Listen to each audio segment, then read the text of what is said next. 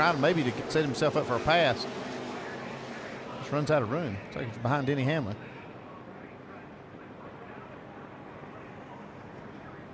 There's just very few times, Alan, like you talked about, that's a hard hit right there because you've just shifted into high gear carrying a lot of speed, but a lot of these drivers talked about that very area that used to not be a problem spot that could be this weekend.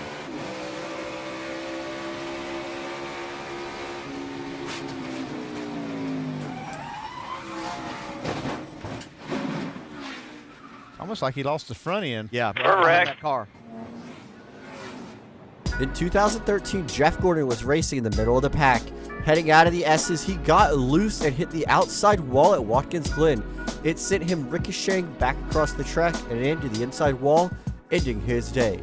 This was one of the worst case scenarios that Gordon needed as he was trying to make the playoffs. And with a couple races left in the regular season, this was detrimental to his race to the playoffs.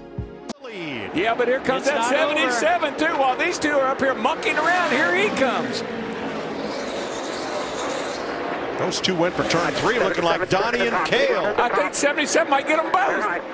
Wow! What a run off the corner! Oh, he's in the grass! No, don't go in the grass! Boy, no! Yeah, he got the splitter. Oh, I think yeah, he he got something messed up. under the nose. He ruined his car This thing's right there. spin by the 77. Hang on. Yeah, you can't run through the grass. Now, was Chase Elliott ahead of Daniel Suarez when that caution came out? That's what we're going to have to determine.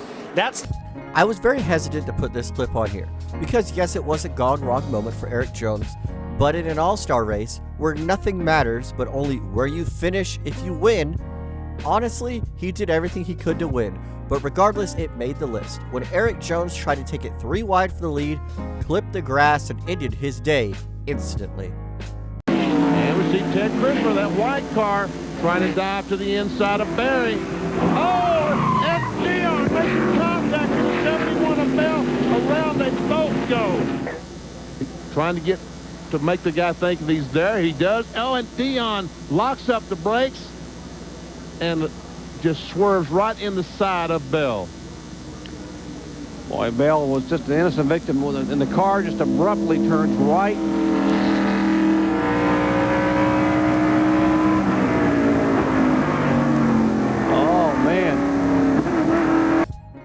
This is by far the worst way to try to outbrake somebody heading into a turn on a road course.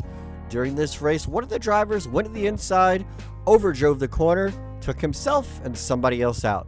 This is how you definitely don't want to race. This is an extremely gone wrong moment.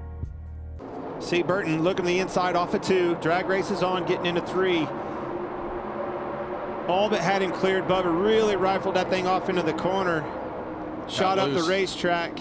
He got a little bit loose, had to work his way up the racetrack, and got really lucky. Briscoe just didn't have anywhere to go. Yeah, they both got really lucky. They didn't have more damage. See Kyle Larson at the back right there. When he got the lucky dog, he'll now start where he's running. To be a good vantage point of exactly what happened. Yeah. Loose, exactly what you said. Saw that thing twitch, has to chase it up the racetrack, ran out of real estate. Rest is history.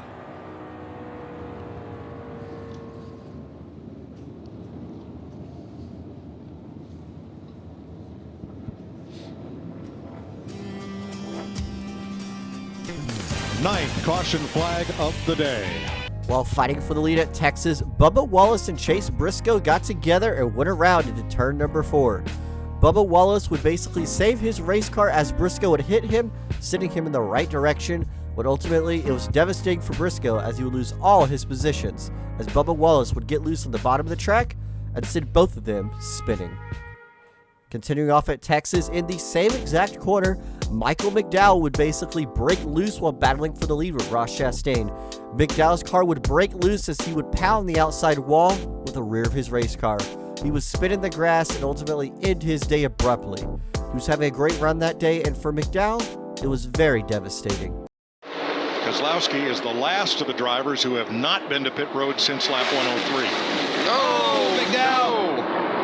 Hard hit for Michael McDowell. Is that bump you were talking about, Kevin?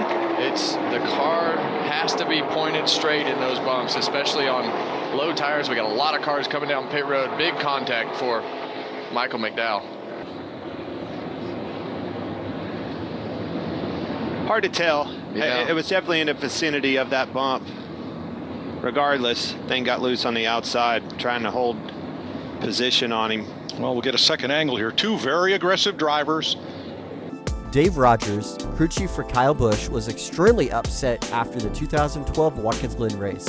His driver, Kyle Busch, headed into turn number 2 up the S's and was spun out by Brad Keselowski. But before that, Busch was slow because there was oil all over the racetrack. Kyle Busch would slow down in the oil and get turned by Brad Keselowski. NASCAR never threw the caution flag, and this ultimately ruined a chance for Kyle Busch to take home the win. Well, the 47 broke. He seemed he just went by smoking. He broke. He let oil down all over the track. And we just got caught in the oil and allowed 2-car to get to us. Then 2-car raced us away, raced us. So good car. Kyle did a great effort. Really proud of everyone on this M&M's Toyota Camry team. We're fast. They know we're here, but we didn't get the job done today. So there was nothing wrong with the 18 car. He just got in the oil of the 47. No, there's oil all over the racetrack, and it's just hard to go. Thanks, Dave. Alan? Well, that explains a lot right there. There's probably oil all the way around the track, and that's why we couldn't figure out exactly what was going on. When battling for a Truck Series championship, Eric Jones and Matt Crafton raced each other hard off of turn number 4 at Phoenix. Crafton would push Eric Jones all the way up into the wall, but end up spinning himself out, ultimately taking himself out of championship contention.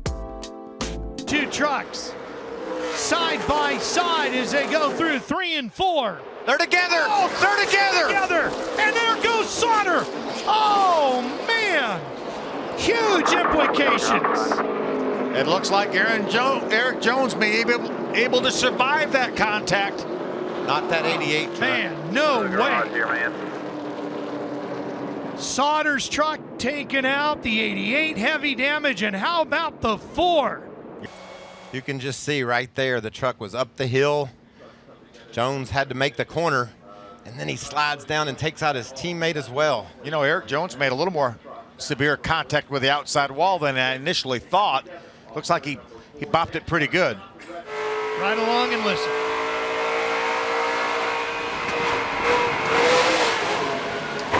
Matt was trying to stay off Eric Jones, and certainly no intent whatsoever, just hard racing. He knew that if he lost that lead, he probably lost the race. And the championship. Keep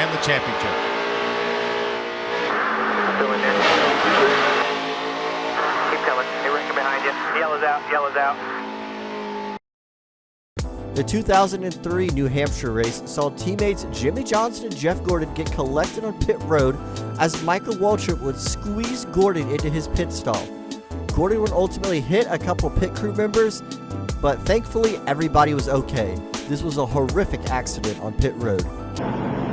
Waltrip's pit to his stall, Bill. Yeah, a lot of confusion down here now. Jeff Gordon trying to back out of the way.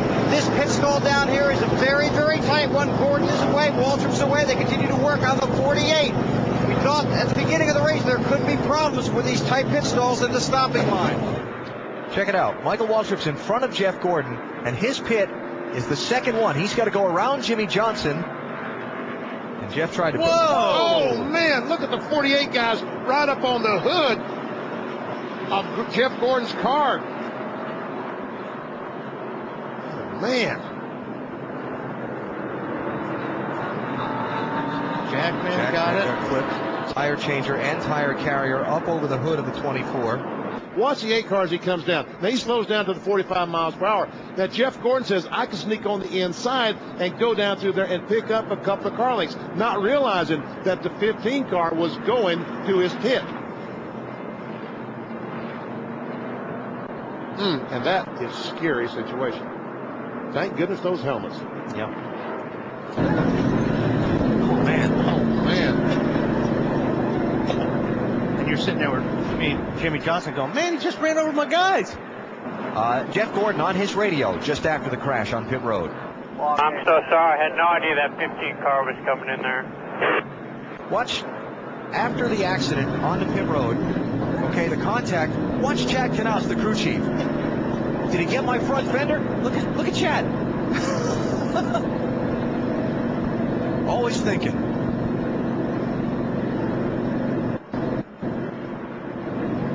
Yeah, he could have been looking for some of the crew guys.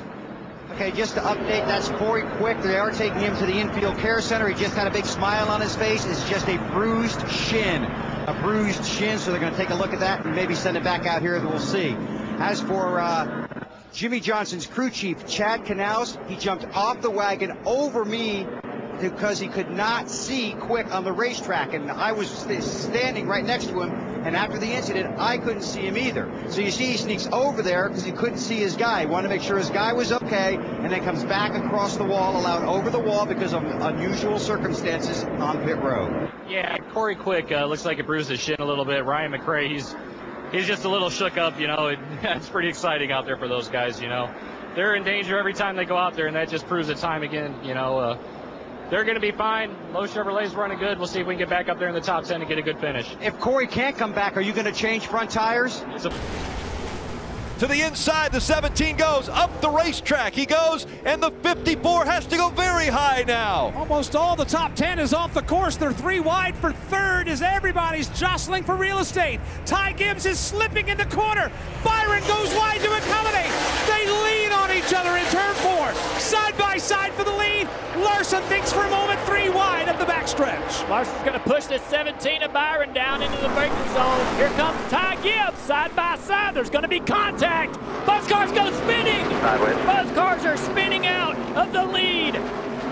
Larson goes through AJ. Sammy Smith into third. When racing Cup Series drivers to the lead, you always want to race as clean as you can.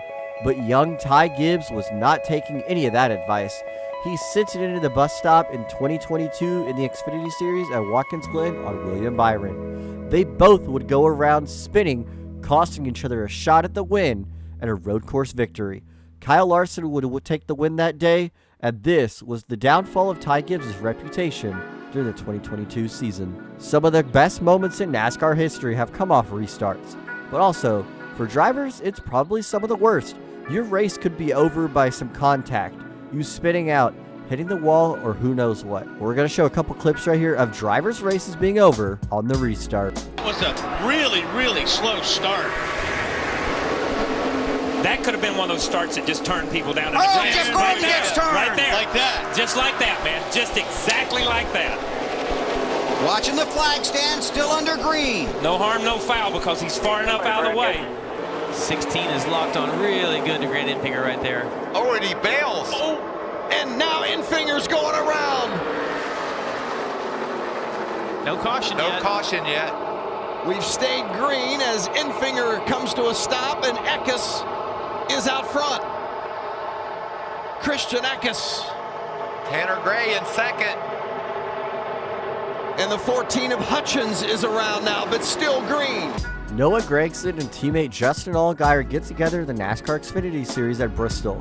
This was Noah Gragson's first win at Bristol Motor Speedway, as he doored Justin Allgaier up the track, sending Allgaier spinning down the track. Gragson would take the victory that night at Bristol and would go on to prove how talented of a driver he was, but unfortunately, he used up Justin Allgaier. So what happens when your race is over before lap 10? Well, this is what happened to basically Joe Gibbs Racing. NASCAR threw the green flag to start the race in New Hampshire in 2021. It started pouring down rain, and race leader Kyle Busch and Martin Truex Jr. were the first ones to hit it. They both went spinning around, causing massive damage to their race cars and essentially ending their day when it just started. Oh, we got a car on the wall. That's 2 cars. Truex. It's raining in turn 1. It all of a sudden started raining really quickly in turn 1. Bunch of the leaders had trouble. Bunch of the guys up front. Kyle Busch leading the race. First one to the corner in the rain. You see the damage. Heavy damage to the 18 car. Currently with multiple wins on the season, I'm just not sure, the value. Oh, he's got the wind in that now. Pushing the pace car. I don't believe I would do that. Yeah, I wouldn't either. It's definitely going to draw the attention of NASCAR there. We know how this started, why this started, but look at the lack of grip. Yeah, everybody in the corner, way up the track. 4 cars back here with contact.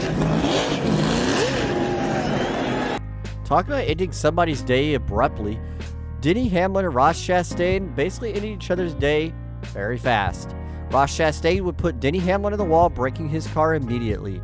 Hamlin would then go back on the track and attempt to retaliate in a very unlike manner.